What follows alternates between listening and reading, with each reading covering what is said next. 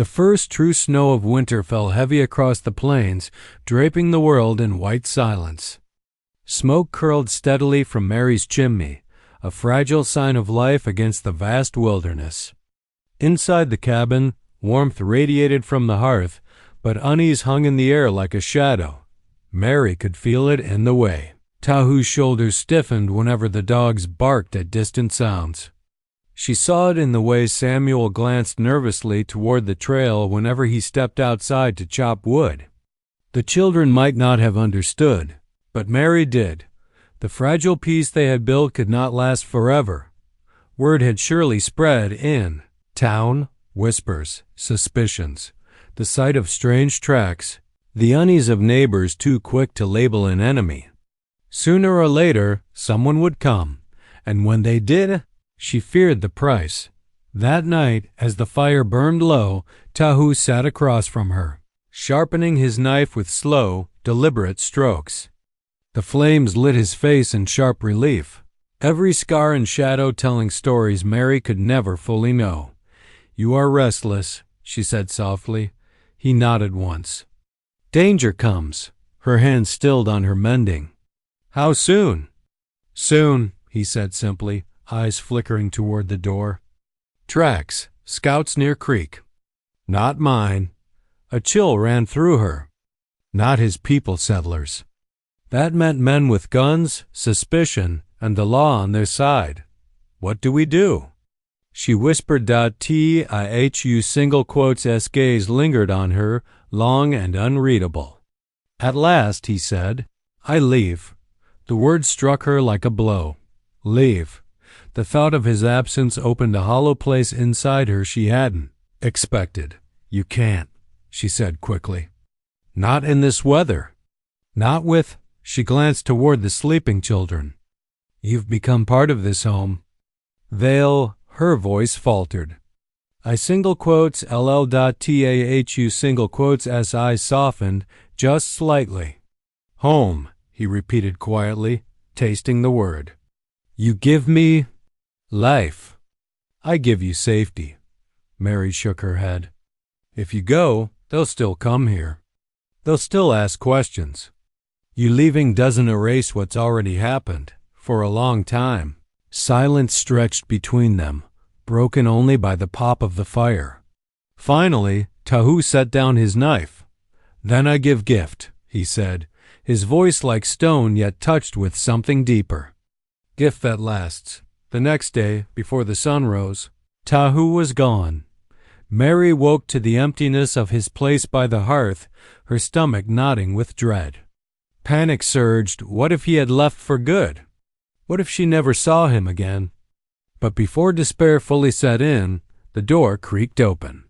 Snow blew in, followed by Tahu, carrying more than his weight in game. 2 deer slung across his shoulders, rabbits tied at his belt, and herbs bundled under his arm. Mary gasped. Samuel's eyes went wide, and Clara clapped her hands with delight. "Feast!" Clara cried, skipping around the room. Tahu laid his bounty on the floor with a grunt. "Food," he said simply. Then, fixing Mary with that steady gaze, he added, "You will not hunger." "Not this winter." Tears pricked her eyes. The sheer magnitude of what he had done alone, in the dead of night, wounded though healing, was staggering. He had risked himself to provide for them, not just for a day, but for months, but this was only the beginning. Over the next week, Tahu worked tirelessly. He repaired their roof with pine boughs and bark, reinforced the cabin walls with stones, and taught Samuel how to set stronger snares. He carved boughs small enough for the boy's hands, showing him how to string and draw them. For Clara, he made small trinkets, a wooden doll with painted beads, a bracelet woven from sinew and feathers. For Mary, he left something deeper. Quietly, without words, he showed her where to find roots and herbs to treat sickness, where to dig for wild onions beneath the snow, how to tell when the air smelled of storm. Knowledge that settlers often perished without knowledge that could keep her family alive long after he was gone. Each act was a thread, binding his legacy to theirs. But danger pressed closer. One bitter afternoon, as Mary gathered snowmalt near the cabin, she heard it, the distant thunder of hooves. Her heart lurched. Samuel. Clara. Inside now, she hissed, rushing them through the door. Tahu was already standing by the hearth, bow in hand, eyes sharp as a hawk's. Through the cracks in the shutters, Mary saw them, 3 riders, rifles slung at their sides, faces set with suspicion.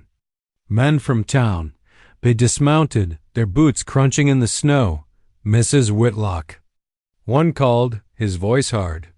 "We've had reports," said someone saw an Apache skulking around these parts. "You seen anything?" Mary's breath caught. Samuel clutched her arm. Clara buried her face in her skirt. She forced herself to step outside, her legs trembling. "No," she lied, voice steady despite the terror clawing her chest. "Just me and the children here." The men exchanged glances. One's eyes narrowed, sweeping the cabin. "Strange," he muttered. "Tracks lead this way." Her blood turned cold. And then before suspicion could sharpen further, a shadow detached itself from the trees. Tahu. He stepped into the clearing, tall and unflinching, bow lowered but not weak. The riders swore, rifles snapping up. Apache. One spat. Mary's heart stopped. But before violence could erupt, Tahu raised his empty hand slowly. "No fight," he said, his voice deep, accented but clear. "I go. Leave them." The men stared, caught off guard. Mary's pulse hammered in her ears. "He's been here?" The leader demanded, swinging his glare to her. She opened her mouth, but Tahu's voice cut through. "They saved me," he said firmly. "Sick, dying, they give life. You leave them." "I live." For a long, frozen moment, the riders hesitated. Then the leader sneered. "Best you do, savage. Or next time, we won't hesitate." Without another word, they mounted and rode off, snow spraying beneath their hooves. Silence fell heavy. Mary's knees nearly buckled. "Tahu," she whispered, turning to him. Why would you?" He looked at her, steady and unafraid. "Because gift is not food, not tools. Gift is life, yours, children's, safe." Her throat ached with the force of unshed tears. That evening, after the children slept, Tahu stood by the door, snow-dusted and silent. Mary rose, dread curling in her chest. "You're leaving," she said softly. He inclined his head. "If I stay, danger comes again. If I go, you safe." Her breath caught. "But what of you?" His gaze softened. "I heal. I live. Sun always rises." A long silence stretched. Finally, Mary stepped forward, pressing a trembling hand to his scarred arm. "You've given us more than life, Tahu. You've given us hope, for the first time." His lips curved, not into the faint smirk she had glimpsed before, but into something deeper, almost a smile. He touched his forehead gently to hers, a gesture foreign yet filled with meaning. Then, without another word, he stepped into the night. Days turned into weeks. The snow piled high, and the cabin remained warm, stocked, and safe. Mary often found herself glancing toward the tree line, half expecting to see his tall figure emerge again. He never did, but his presence lingered in every corner. In the snares, Samuel proudly checked. In the songs, Clara hummed to her doll. In the way, Mary herself now walked the woods with confidence she had never known before. Tahu had left them a legacy not bound by blood, but by gratitude, respect, and quiet love. And though the world would never know the truth, Mary and her children would carry it always. An Apache warrior, once their enemy, had become their savior, and what he did for them, indeed, would never be forgotten. The days bled into weeks, and with each sunrise the stranger in Mary's cabin grew stronger. His wounds closed, leaving behind scars like jagged lines across his chest and arms.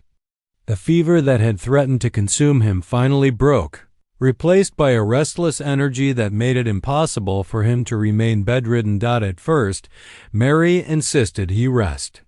"You'll tear your wounds open again," she scolded when she found him trying to rise. Warrior's lips quirked in the faintest hint of a smile. "Strong?" "Soon," he rasped, his voice still rough from disuse. "Not if you undo the work I've done to keep you alive," she countered, pressing him firmly back onto the mattress. Her tone was sharp, but inside, a strange warmth stirred at the way he yielded to her touch. Not with resentment, but with reluctant respect. Samuel and Clara watched these exchanges with wide eyes.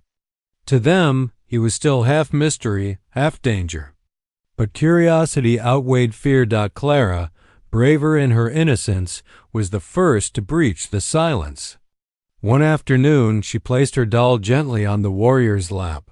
"Her name's Annie," she said solemnly. "She'll keep you company while Mama's busy." The warrior looked down at the crude wooden figure, his brow furrowing. Slowly, he lifted it in his rough, scarred hand, turning it carefully as though it were made of glass. Then, to Mary's astonishment, he inclined his head. "Annie," he repeated, his accent thick but the word clear. Clara's face lit up with delight. From that day forward, she hovered near him often, chattering in her childish way about the flowers she picked, the birds she saw, the stories she dreamed up. He listened, silent but attentive, and occasionally offered a word or two in his broken English. Samuel took longer. He lingered in the shadows, watching, suspicious. Yet he couldn't hide his fascination. One morning, while fetching water, he found the warrior crouched just outside the cabin, his movements deliberate despite his lingering weakness. In his hands, the man shaped a twig into a small figure with his knife, his motion smooth and practiced. Samuel approached cautiously. "What are you doing?" The warrior glanced up, then held out the small carving an eagle, wings spread wide. "For you," Samuel hesitated, his pride and mistrust warring within him. But at last he reached out and took it. The wood was rough, yet the shape unmistakable, alive with strength and freedom. The boy's lips parted. "Thank you," he muttered, so softly Mary, who had been watching from the doorway, barely heard it. A bridge had been built. Fragile, yes, but real. In time, the warrior began to share more of himself. His name, he told him one evening as the fire crackled low, was Tahu. In his tongue, it meant son? Son? Clara giggled. "That's a nice name." "Mama says the sun means hope." Tahu's dark eyes lingered on Mary's face at that, unreadable, as though weighing the truth of the child's words. He taught Samuel how to set snares more skillfully, showing him how to disguise them with leaves and dirt.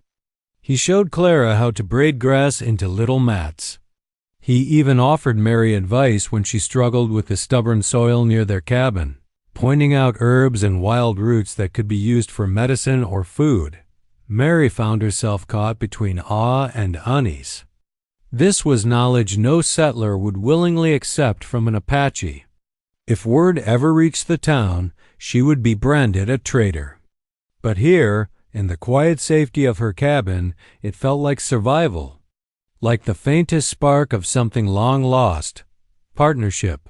One evening, as the children slept, Mary sat by the hearth, mending a shirt. Tahu sat across from her, sharpening his knife with slow, deliberate strokes.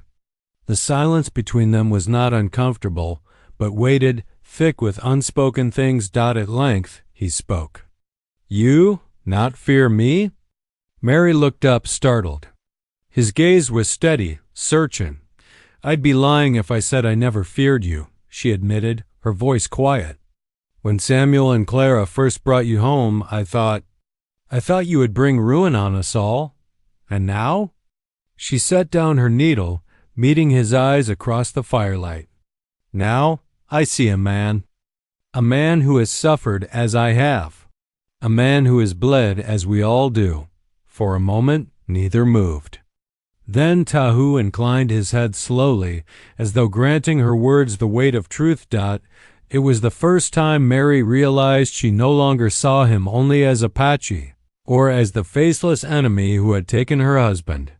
He was something else now, something that unsettled her more than fear had ever done. The risk, however, never left. Once, while Samuel was outside splitting wood, a rider appeared on the trail.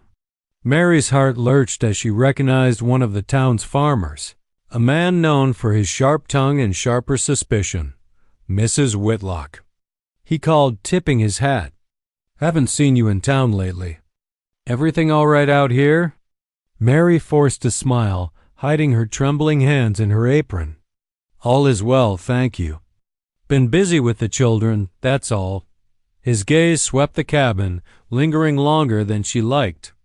"Some folks say they seen Apache tracks near the creek. Best be careful. You wouldn't want trouble creeping up on you." Her throat tightened. "I'll keep watch." The man tipped his hat again, but suspicion lingered in his eyes as he rode off. Only when the sound of hooves faded did Mary allow herself to breathe again. Inside, Tahu had melted into the shadows, silent and still as stone. When she turned to him, he met her gaze and spoke only one word. "Danger." "Yes," she whispered back. "But we'll manage." Trust grew in strange ways after that. One night, as the wind howled and the fire burned low, Clara woke crying from a nightmare. Before Mary could reach her, it was Tahu who crouched at her bedside. He spoke softly in his own tongue, a rhythmic chant like a lullaby. The child's sobs quieted, her breathing slowed, and she drifted back into sleep. Mary stood in the doorway, her heart caught in her throat. This man, once her enemy, was now the comfort her daughter sought. Later, when she thanked him, he shook his head. "Children." "Pure," he said haltingly. "No hate. They?" "Remind me. Of what?" she asked. He hesitated, then answered, "Of my own." Mary said nothing, but in her chest something shifted, pity, perhaps, or kinship. For the first time, she wondered what Tahu had lost. By the time the first frost kissed the ground, Tahu was walking with strength again. He moved quietly through the woods, sometimes gone for hours, always returning with something: herbs, firewood, once even a brace of rabbits. He gave without words, but his actions spoke clearly. Gratitude. Samuel followed him often, eager to learn. Clara adored him openly, as children do. And Mary found herself caught in a quiet storm. She could no longer deny that. Tahu's presence filled a void she had thought eternal. He was no replacement for John. She would never betray her husband's memory. But there was strength in Tahu's silence, a steadiness that eased her burdens, if only for a while. One evening, as the family sat together sharing stew, the first full meal they'd had in weeks thanks to Tahu's hunting, Mary caught herself smiling. For the first time in years, laughter echoed in the cabin as Samuel recounted some mishap with the snares. Clara giggled at her doll's new Apache blanket, and even Tahu's lips curved faintly upward. For a fleeting moment, the cabin felt less like a place of sorrow and more like a home. Again, Mary realized then that transformation had come not only to Tahu, but to all of them. They were no longer a poor widow, two hungry children, and a dying enemy. They were something else. Something that, if the world ever discovered, might shatter them all. The cabin smelled of damp wood, smoke, and fear. Mary Whitlock sat by the narrow bed where the Apache warrior now lay, her fingers wrapped around a rag soaked in cool water. She dabbed at his forehead, fighting the tremor in her hand. She had tended to sick children before, to her husband in his final hours, but this was different. This man was no kin. He was, by every account of the settlement, the enemy. And yet here he was, beneath her roof, his life balanced on the edge of a blade, his survival depending not on his people, but on the widow of a man they had slain. Every instinct told her she was inviting danger. But when she had seen the faint flicker of awareness in his dark eyes, she had also seen something else: desperation, pain, and an unspoken plea. And so she had chosen. Her children hovered nearby, whispering. Clara clutched her doll, staring at the man with a mixture of fear and fascination. Samuel leaned against the wall, trying to look older than his years, though his eyes betrayed unease. "Will he live, Mama?" Clara asked softly. Mary pressed the cloth against the warrior's temple, watching his chest rise shallowly. "I don't know, child. But we'll do what we can. What if the townsfolk find out?" Samuel's voice was low, but steady. Mary looked at him. He was only 9, but already he carried the burdens of a man. "Then we pray they don't," she said simply. "And if they do, we'll face it together." That night she did not sleep. The warrior burned with fever, his body thrashing weakly beneath a thin quilt. She held him down, whispering prayers under her breath, cooling his skin with water when he grew too hot. At times, he muttered in a tongue she did not understand, words rising like fragments of dreams. Once, near dawn, he called out in a raw, broken voice. Mary froze, her breath caught. The word meant nothing to her, yet it carried weight, as though he were reaching for someone long lost. She murmured back softly, as she might comfort her children. "Hush now. You're safe." The days that followed blurred into a rhythm of secrecy and care. Samuel hauled extra water from the creek, careful not to draw attention. Clara helped gather herbs from the woods, things Mary's late mother-in-law had taught her to use for fevers and wounds. Mary cleaned and bound the warrior's injuries, spooned broth between his lips, and kept the door barred against prying eyes. Every knock at the cabin made her heart lurch. Every time she went to town, she feared someone might follow her home. The settlers were already suspicious of her, too proud, too stubborn, too unwilling to take another husband. If they knew she harbored an Apache under her roof, they would condemn her without hesitation. And yet, she could not turn him out. One afternoon, as she wrung out bloody cloths by the creek, Samuel approached her with furrowed brows. "Why are you helping him, Mama?" he asked bluntly. "His people. They killed Pa." Mary stilled, the cloth dripping red into the water. The truth of it cut deep, a wound that never healed. She looked at her son, at the anger simmering beneath his words, and chose her reply carefully. "Yes," she said quietly, "his people killed your father. But if I let this man die when I could save him, what lesson would I teach you? That we answer cruelty with cruelty? That mercy is only for those who deserve it." Samuel's lips tightened. "But what if he hurts us when he gets better?" Mary placed a hand on his shoulder, her grip gentle but firm. "Then we'll deal with that when the time comes. For now, he is a man in need. That is all we need to see." Samuel didn't answer, but she saw the conflict in his eyes.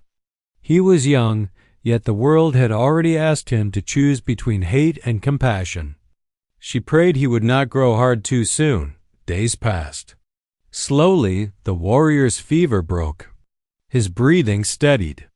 His wounds began to knit, and with healing came awareness. The first time he truly opened his eyes, Mary nearly dropped the bowl of broth she was holding. His gaze fixed on her, sharp and wary, though weak. Instinctively, she felt the tension of prey caught in the hunter's stare. But there was no strength behind it, only confusion. She steadied herself. "Drink this," she said softly, raising the spoon to his lips. He did not move at first, his eyes flicking to the children hovering in the doorway. Then, with effort, he swallowed. It was a beginning. Over the following days he spoke little, but his gaze followed them. He seemed to study Samuel when the boy carried water, to soften when Clara shyly offered him wildflowers she had gathered. His voice, when it came, was low and hoarse, words in broken English mixed with his native tongue. "Why?" he asked once, his eyes fixed on Mary. She paused, setting down the rag she had been using to clean his wounds. "Why what? Why? Help?" His accent was thick, but the question clear. Mary hesitated. She thought of her husband, of the nights she had cried herself to sleep, of the bitterness she might have clung to. Then she thought of her children dragging this man from the creek, of their innocence, their choice to show mercy. "Because you were dying," she answered simply, "and because my children saw a man who needed help. I couldn't teach them to turn away." For a long moment he said nothing. Then, slowly, he nodded. That night, Samuel whispered to her after Clara had gone to bed. "He talked to you." "What did he say?" "That he wanted to know why we helped him." "And what did you tell him?" "The truth." Samuel frowned, but she saw a glimmer of something in his eyes, understanding. Perhaps, or the first step toward it, but the risk never left Mary's mind. She dreamed of soldiers pounding on her door, of townsfolk dragging her children away, of flames consuming the cabin. Each creak of the floorboards, each distant shout from the valley, sent her heart racing. One evening, as twilight fell, a knock thundered on the door. Mary froze, the spoon clattering from her hand. Samuel leapt to his feet, while Clara clutched her doll. "Mrs. Whitlock?" A voice called Mr. Docherty, the blacksmith. "You in there?"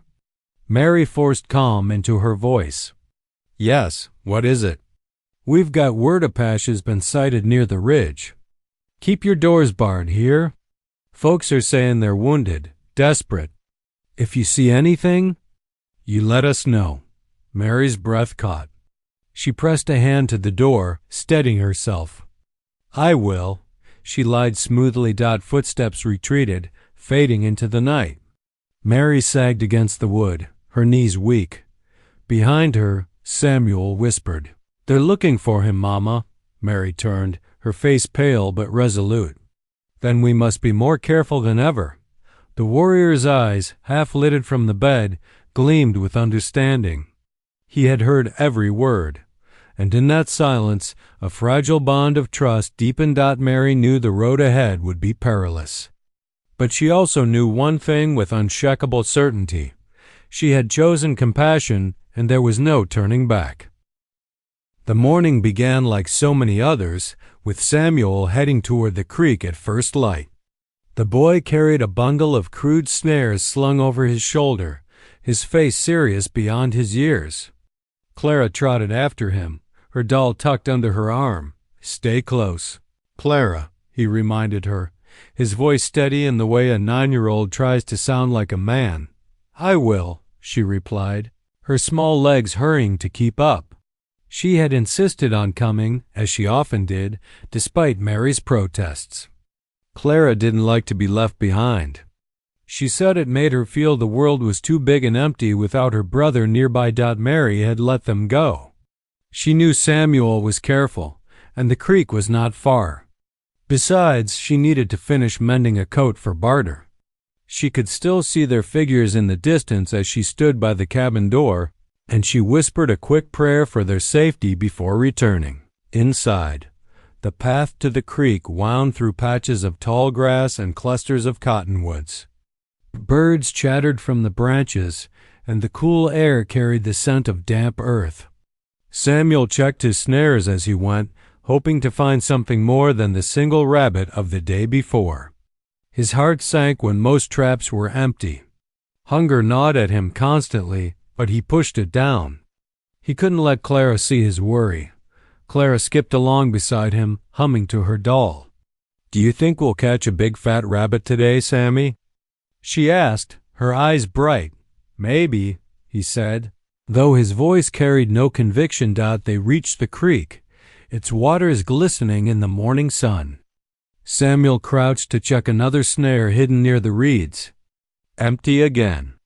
He sighed and pulled it loose, ready to reset it, when Clara suddenly froze. "Sammy," she whispered, her voice trembling. "Look." Samuel straightened and followed her gaze. At first, he thought it was just driftwood tangled in the reeds. But then he saw the shape more clearly, a man lying half in the water and half on the muddy bank. His skin was darkened from sun and dirt, his chest rising and falling in shallow, ragged breaths. Feathers hung limply from his tangled black hair. His shirt was torn, stained with blood. Samuel's heart leapt into his throat. "It's an Indian," he breathed. Clara clutched his arm. "Is he dead?" The boy swallowed hard and took a hesitant step forward. He had never seen an Apache up close, though he'd heard plenty about them savages, killers, demons on horseback. But this man didn't look like a demon. He looked broken. His lips were cracked, his face gaunt with hunger, his body covered in wounds that seemed days old. "No." "He's alive," Samuel said quietly. The man's chest rose again, painfully slow. Clara's wide eyes filled with fear. "We have to go, Sammy. Mama said Apaches are dangerous. If the soldiers find out we were here, we can't just leave him," Samuel interrupted, his voice low but firm. "He'll die." Clara shook her head violently. "What if he hurts us?" Samuel hesitated, torn between fear and the faint tug of something deeper compassion. He thought of how his mother always told them to do what was right, even when it was hard. He thought of his father, lying dead after an Apache raid. For a moment, anger stirred in him. Why should he care if this man lived or died? But then he looked again, really looked. This warrior was no threat. He was just a man, alone and dying. Samuel dropped to his knees beside him. "Help me, Clara," he said. "We have to get him out of the water." Clara stared at her brother as though he'd gone mad. Yet she didn't run. She knelt too, her small hands trembling as they gripped the warrior's arm. Together, the children dragged him further onto the bank. His body was heavy, his skin hot with fever. He groaned faintly, the sound rasping from deep in his chest. Clara gasped and let go. "He's alive." "Yes," Samuel said, his voice tight. "But he won't be for long if we leave him here." Clara looked back toward their cabin, her eyes worried. "Mama will be so scared." "We'll tell her," Samuel said, though he wasn't sure what their mother would do. He only knew they couldn't abandon the man. With great effort, Samuel hoisted the warrior's arm over his shoulders, grunting under the weight. Clara tried to help, but her small body wasn't much use. Still, between the two of them, they managed to drag the stranger along the path. The journey back felt endless. Sweat dripped down Samuel's face, his legs shaking with exertion. The warrior groaned faintly now and then, his eyes fluttering but never opening fully.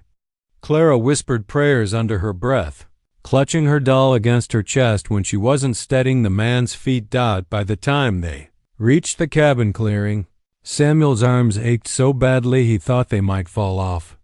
He and Clara half dropped, half laid the warrior near the porch steps. Mary burst from the cabin, alarm flooding her face. "What on earth, Samuel? Clara? What have you?" Her words caught as her eyes fell upon the figure at their feet. Her breath stilled. The sight of him struck her like a blow. The dark hair, the beaded ornaments, the leather fringe unmistakably Apache. Memories surged like fire in her chest. Her husband's body, bloodied and broken. The sound of war cries in the night. Fear and grief braided together until she could scarcely breathe. "Inside, both of you," she snapped, her voice trembling. "But Mama," Samuel began. "Now." The children shrank back, retreating toward the doorway. Mary remained frozen, staring at the man sprawled before her. He was young still, perhaps only 30, though his condition made him look twice that age. His chest rose shallowly, his skin slick with sweat. The blood on his shirt had dried, but fresh stains oozed from reopened wounds. Every instinct screamed at her to leave him, to let the wilderness finish what it had begun. Harboring an Apache could mean ruin. If the soldiers found out, she could be accused of treason. If the settlers discovered him, they would never forgive her. And if the man lived long enough to recover, he might turn on her yet. Her eyes shifted to the doorway where Samuel and Clara peered out, their small faces etched with concern. They had carried this man here not out of malice, but mercy. They had seen suffering and answered it, even when they had nothing to give.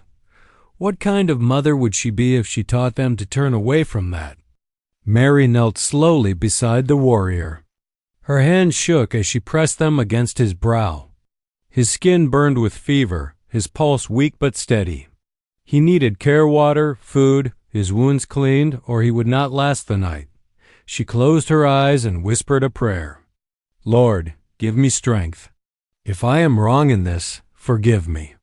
But I cannot teach my children cruelty, not even in the face of fear. When she opened her eyes again, her decision was made. Samuel, she called softly, fetch water from the well. Clara, bring the clean rags from the basket. The children blinked, startled. Mama, you mean you're going to help him? Samuel asked. Mary's throat tightened, but she nodded. Yes, if we do nothing, he'll die here. And I won't have that on my soul. Relief lit her children's faces as they scrambled to obey. Mary turned back to the warrior. He groaned faintly as she loosened his torn shirt, revealing wounds that made her stomach twist, slashes from a blade, punctures from arrows, bruises dark as midnight. Whoever had done this had meant to finish him, yet somehow he had escaped. Her hands moved carefully, gently, as she cleaned his wounds with cool water. His eyes flickered open for the briefest moment, dark and piercing even in weakness. For a heartbeat, they locked on hers. Mary's breath caught. There was no hatred in that gaze. No threat, only exhaustion. And something she could not yet name. Then his eyes closed again, and he sank back into fevered silence. Mary sat back on her heels, her heart pounding. She knew her life had just changed in ways she could not yet imagine. The sun was barely rising above the rugged ridges of the Arizona frontier, painting the sky with a blend of gold and crimson, but to Mary Whitlock, the beauty of dawn offered little comfort. She had seen too many mornings arrive the same way bright, majestic and full of promise for everyone else, yet shadowed by hunger, worry, and the heavy ache of loneliness for her and her children. It had been almost 2 years since her husband, John Whitlock, had been killed. He was not a soldier nor an outlaw, just a farmer trying to carve out a living on a patch of land that seemed more dust than soil. A sudden Apache raid, swift, merciless, and bloody, had claimed his life, along with several others in the settlement. Mary had been left a widow at only 29, with 2 young children clinging to her skirts and a farm that no longer produced enough to keep them alive. The neighbors had whispered behind her back ever since. Some pitied her, others scorned her. In their eyes, she was a burden, a woman without a man's protection in a world where strength often meant survival.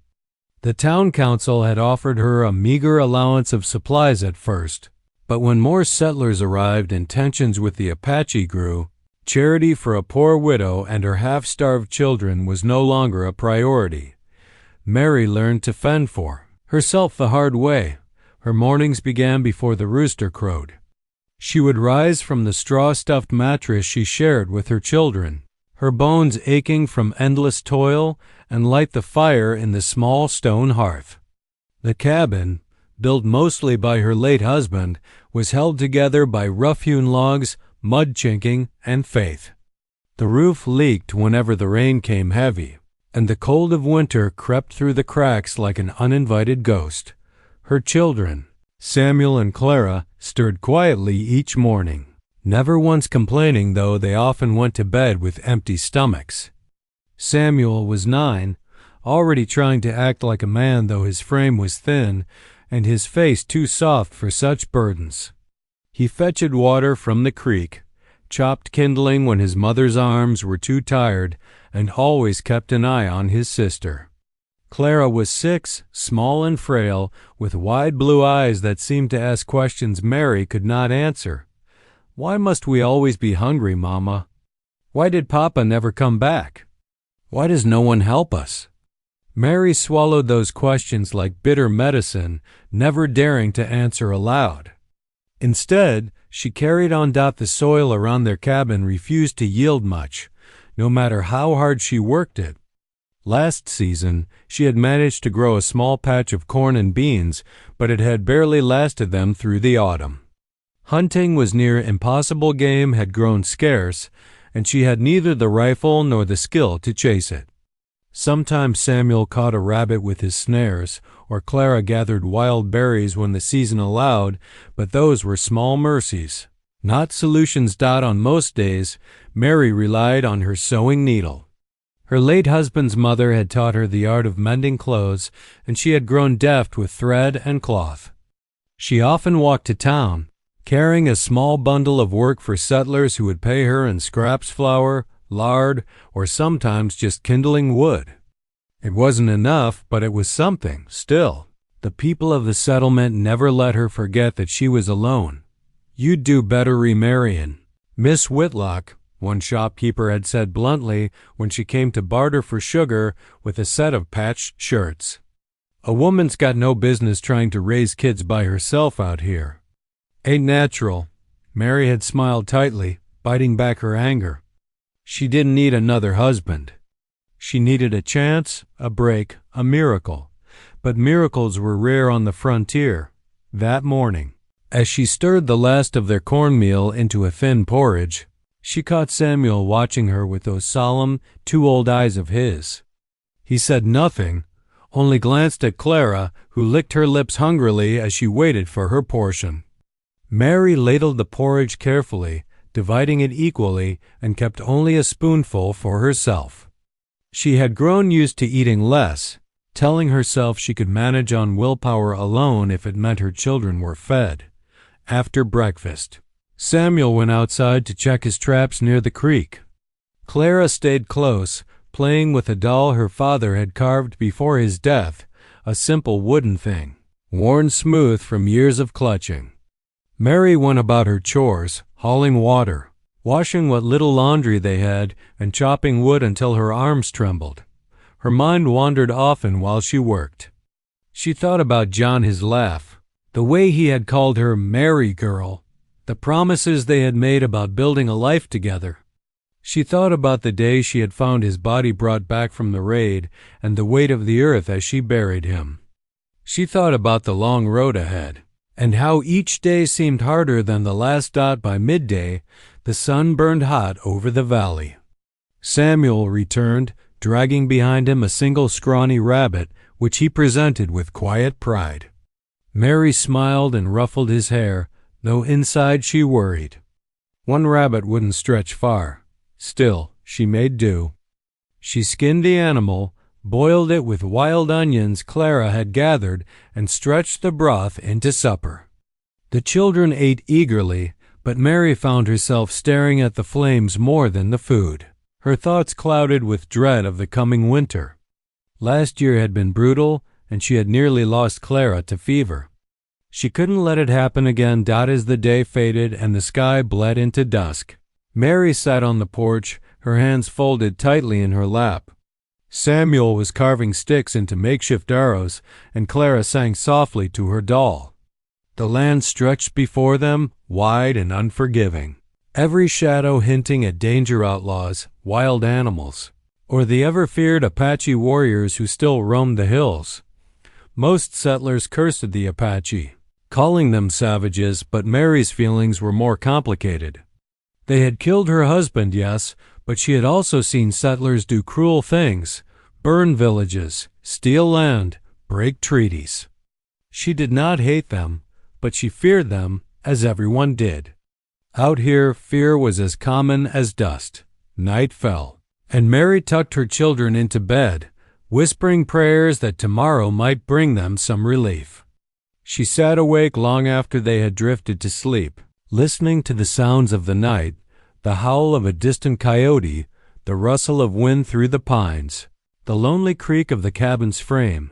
She did not yet know that fate had already set its course. Tomorrow, her children would stumble upon something, or rather, someone who would change everything.